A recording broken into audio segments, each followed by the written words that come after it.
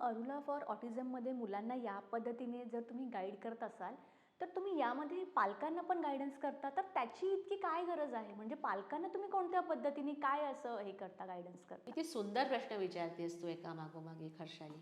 तू पालकांचा विचार केलास. मुळात अरुलामध्ये किंवा जो अप्रोच आपला डेव्हलप झालेला आहे, अरुला फॉर ऑटिझम हे तर नावाजलेलं आता मोठं ग्लोबल व्हेंचर झालेलं आहे. गेल्या 5 वर्षापासून आपण या व्हेंचरमध्ये आहोत, ॲज अ ग्लोबल व्हेंचर. पण माझा प्रवास तर मागच्या 23 वर्ष चालू आहे ना. तर गोष्ट अशी आहे की इथे मुलांना 1:1, आता इथे आपण थोडंसं ना कन्व्हेन्शनल थेरपीजबद्दल बोलूया की थेरपीज काय असतात. तू ऐकलंस थेरपीजबद्दल ऑटिझमच्या? नाही, मला पण इतकी माहिती नव्हती. मी तेच सांगते की माझ्यासारखे अनेक जण असतील ज्यांना माहिती आहे, पण पूर्ण डिटेलमध्ये तुला माहिती नाही. समजावते आणि त्या सगळ्यांना समजावते की ज्यांना थेरपी प्रकार हा माहीत नाही. ज्या आया आता बघतात आणि ज्यांची बाळं स्पेक्ट्रमवर आहेत त्यांना नक्की कळून चुकेल की त्यांना नक्की त्या रिलेट करू शकतील की अरे थेरपी म्हणजे डोक्याला ताप. काय गोष्ट असते याच्यामध्ये की या थेरपीज, एकदा तुझं बाळ कळलं की ऑटिझम स्पेक्ट्रमवर आहे की त्याला रेकमेंड केल्या जातात. आता मी नावं घेतली मगाशी तशी सगळ्या थेरपीज रेकमेंड केल्या जातात. या थेरपीजमध्ये काय असतं की एक थेरपिस्ट असते, ती एक पर्टिक्युलर वेळ देते तुम्हाला की या वेळेत तुमचं सेशन असेल बाळाचं, मग मुलाला घेऊन यायचं आणि ते सेशन असेल ते अर्धा तास 1 तास वगैरे चालेल. अशा पद्धतीने 1 तासभर सेशन घेतलं जातं. कसं जातं की आता आपण बसतोय त्या खोलीसारखं तशी क्लोज्ड रूम आहे. टेबल टॉप ॲक्टिव्हिटी म्हणजे टेबलावर काही विशेष, सगळ्यात जास्त म्हणजे जो फोलपणा आहे यातला की ते वापरलेले materials, it is all unnatural and compelled visual seeking. म्हणजे छोट्या छोट्या बाळांना, छोट्या छोट्या मुलांना शिकवण्यासाठी फ्लॅश कार्ड्सचा वापर केला जातो. कार्ड्स दाखवले जातात. मला जर त्याला आंबा दाखवायचा असेल तर मी तो आंबा नाही, तो त्याला मी कार्ड दाखवणार की हे आंबा, दिस इज मँगो. एवढंच काय, त्या आई आणि बाबा दाखवायला पण कार्ड दाखवलं जातं. म्हणजे त्याला एक्सेसिव्ह व्हिज्युअल स्टिम्युलेशन्स मिळत राहतात तिथे. तर ते मूल नक्कीच ते एन्जॉय करत नाही. कुठलं मूल जगातलं एन्जॉय करेल टेबलवर बसणं, बाजूला समोर कोणतरी शिकवतंय आणि 1-1 तास बसून त्याला रिस्पॉन्ड करत राहणं? कुठल्या बाळाला आवडेल? का नॉर्मल बाळं अशी वाढतात, अशी शिकतात? अजिबात नाही. मग या मुलांसाठी असा दुसरा नियम का?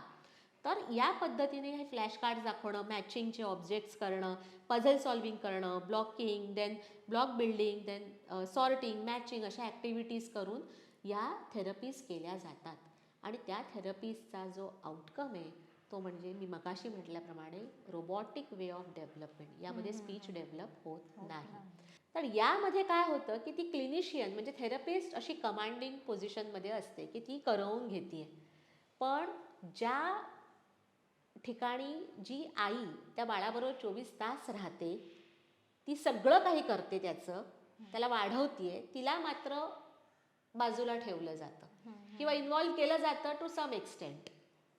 असे बरेच थेरपी सेशन्स आहेत ज्यामध्ये आईला बाहेर ठेवलं जातं आणि स्क्रीनवर फक्त दाखवलं जातं आतमध्ये काय चाललेलं आहे. आणि ते कधी कधी तेही दाखवलं जात नाही. फक्त बाळाला घेऊन थेरपिस्ट आज जातात आणि थेरपी केली जाते आणि आई बाहेर बसून वाट बघत असते की काय. ते बाहेर आतमध्ये मूल ओरडतं, रडतं, ते आरडाओरडा करतं, हे सगळं आई ऐकत असते बाहेर. पण तिचा नाईलाज असतो, कारण ह्या थेरपीज डॉक्टरांनीच सांगितल्या आहेत ना केल्या पाहिजेत म्हणून. नाईलाजाने ती आणि लाचारपणे त्या गोष्टी त्या फॉलो करते की तिला कळत असतं की याच्यातून काही डेव्हलपमेंट होत नाही आहे, माझं मूल वाढत नाही आहे. ते घरी गेल्यानंतर पहिले पाढे 55, काहीही होत नाही आहे फरक, मला माझ्याजवळ ते 1 सेकंद बसत नाही आहे. पण तिला ते गायडन्स मिळत नाही. आणि इथेच अरुला स्टँड्स डिफरंटली. अरुला हा जगातला मी म्हणेन मोस्ट युनिक आणि मोस्ट प्रॉमिसिंग अप्रोच आहे की यामध्ये पूर्णपणे आईला टार्गेट केलं जातं, अर्थात बाबांना सुद्धा. पण मी म्हटल्याप्रमाणे इथे 2 स्टेटमेंट्स मी फार क्लिअरली मेन्शन करते की बाळाचं घर is the best therapy centre. Best therapy centre असतं बाळासाठी त्याचं घर. आणि या जगातली सगळ्यात बेस्ट थेरपिस्ट त्याच्यासाठी असते, ती म्हणजे त्याची आई. आता त्या आईकडे 2 गोष्टी असतात. मी नेहमीच सांगते, प्रत्येक पॉडकास्टमध्ये सांगते की तिचा आवाज आणि तिचा स्पर्श या 2 गोष्टींचा इतक्या चपखलपणे उपयोग करून घेतला जातो अरुलामध्ये की जेणेकरून आपल्याला खूप छान आउटकम्स मिळायला लागतात. म्हणून अरुला is defined as mother centered but child directed approach. आणि एका आईचा रोल या बाळांना नर्चर करण्यासाठी खूप महत्त्वाचा आहे. तिने कितीही ठरवलं, तिच्याकडे किती गडगंज पैसा असू दे, तिने ठरवलं फक्त की मी आता बाहेरून कोणतरी थेरपिस्ट लावेन आणि मी खूप पैसे हुशार आणि एक्सपेन्सिव्ह महागडी थेरपिस्ट लावेन, पण मी माझ्या बाळाला डेव्हलप करेन, तर ते होणं शक्य नाही. शेवटी या 2 गोष्टी, स्पर्श आणि आवाज, या फक्त आणि फक्त त्या बाळाला त्याच्या आईकडूनच मिळू शकतात. ही खरी गोष्ट आहे. म्हणून पालक, एस्पेशली मदर, ही फार मोठी महत्त्वाची ज्याला एंटिटी म्हणतो ती आहे अरुलामध्ये.